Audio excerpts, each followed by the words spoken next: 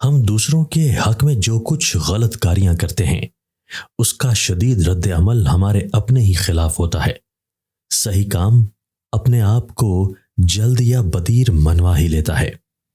نوجوانی انسان کو ایسا اعتماد بخشتی ہے جو پہاڑوں کو بھی ہلا کر رکھ دیتا ہے، لیکن یہ پلک جھپکنے میں گزر جاتی ہے۔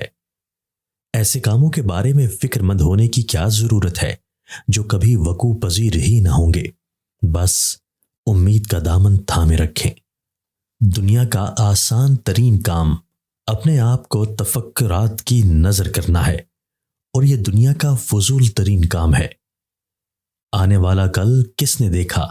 اور کل گزر چکا ہے، وہ ان تمام غلطیوں سمیت گزر چکا ہے جو آپ سے سرزد ہوئی تھی۔ میرا خیال ہے کہ میں آج کے دن کے ساتھ مصروف رہوں گا۔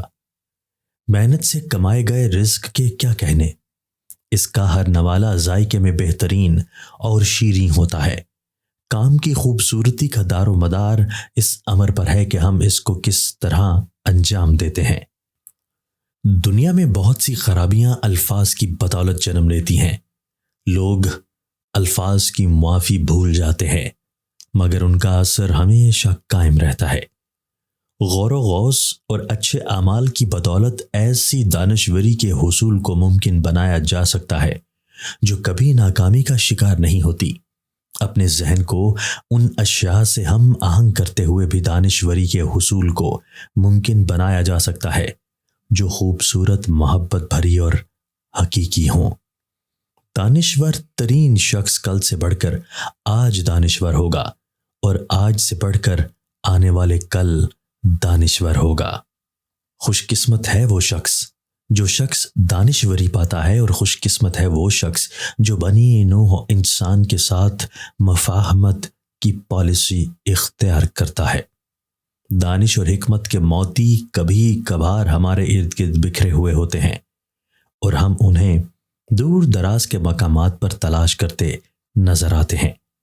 گھر میں رزق کی تنگی ہو جائے، گھر میں کالے رنگ کی بکری کھڑی کر دیجئے، رزق دروازے توڑ کر آئے گا۔ خواہشات کی وادی کو خیر بات کہیں، اور فیصلہ سازی اور باعمل ہونے کی عادت اپنائیں۔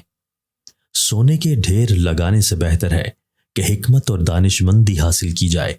چاندی کے ڈھیر لگانے سے بہتر ہے کہ علم حاصل کیا جائے۔